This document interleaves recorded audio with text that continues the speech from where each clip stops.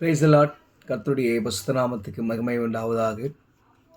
இன்றைய நாள் பொழுதிலே உங்கள் அனைவரும் சந்திப்பதில் நான் மிகவும் மகிழ்ச்சி கொள்கிறேன். கர்த்தர் உங்களையும் உங்கள் குடும்பங்களையும் ஆசீர்வதித்து பாதுகாத்து வழிநடத்தி அருள் புரிவாராக. அருமையானவர்களே, இன்றைய நாளிலே தியானிக்க தெரிந்து கொள்ளப்பட்ட பகுதி ரூத் 2ஆம் அதிகாரம் 12ஆம் வசனத்தின் பிற்பகுதியை நான் உங்களுக்காக வாசிக்கிறேன். தேவனாகிய கர்த்தருடைய சேட்டைகளின் கீழ் அடைக்கலமாய் வந்த உனக்கு அவராலே நிறைவான பலன் கிடைப்பதாக. அருமையான ஒரு வசனம். நாம் யாருடைய நிழலிலே நாம் இருக்கிறோம் என்பதை நாம் சிந்திக்க அழைக்கப்பட்டிருக்கிறோம். தேவனுடைய பட்சத்தில் நாம் போகும்போது அவராலே நமக்கு நித்திய கிருபை, நித்திய ஆசீர்வாதம் நம்மளுக்கு கிடைக்கும் என்பது நிதர்சனமான ஒரு உண்மை. எனக்கு அருமையானவர்களே, இன்றைக்கி நம்ம யாரையும் நம்பியிருக்கலாம். நம்முடைய தேவைகளுக்காக நாம் எங்கெங்கேயோ போயிருக்கலாம், யாரையும் நம்பியிருக்கலாம்.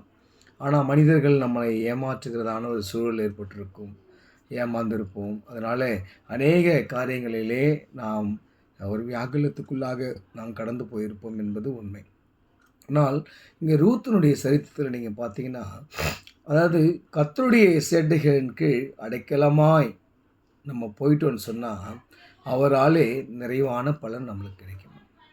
அதனால் நாம் யாரை நம்பி போகலாம் அப்படின்றத முன்னாடி நம்ம அப்பா அம்மா அவங்கக்கிட்ட கூட கேட்குறதுக்கு முன்பதாக, நம்ம பெற்றெடுத்த பிள்ளைங்கள்கிட்ட கேட்குறதுக்கு முன்பதாக நாம் ஆண்டவராகிய இயேசு கிறிஸ்துவனுடைய அவருடைய சமூகத்தை தேடி ஓடும்போது அவருடைய சேட்டையினுக்குள்ளாக நாம் சென்றதால் நமக்கு நிறைவான ஆசீர்வாதம் கிடைக்கும், நிறைவான பலனை ஆண்டவர் கொடுப்பாராம்.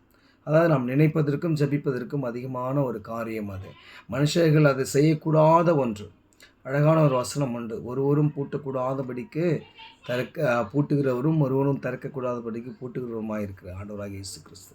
அதனால் அவரால் முடியாத காரியம் ஒன்றுமே இல்லை. எப்பேற்பட்ட காரியமாக இருந்தாலும் நாம் அவருடைய சமூகத்தில் போய் நிற்கும்போது, முதலாவது அவருடைய சமூகத்தை தேடும்போது நமக்கு நிறைவான ஆசீர்வாதம், நிறைவான பலன், அந்த காரியம் நமக்கு ஒரு ஜெயபலமாய் கைகூடி வரும். நீங்கள் விசுவாசிங்க. அப்படி ஒரு காரியத்தை ஏதாவது நீங்கள் ஒரு வேண்டுதலை வைத்திருப்பீங்கன்னு சொன்னால் இந்த வீடியோ பார்க்குற நீங்கள் ஆண்டவர்கிட்ட முழங்கால் பட்டிட்டு கேளுங்க. கர்த்தர் கண்டிப்பாக உங்களுடைய வேண்டுதல்களை நிறைவேற்றி உங்களை ஆசீர்வதித்து பாதுகாத்து வழி நடத்துவார். ஆமென்.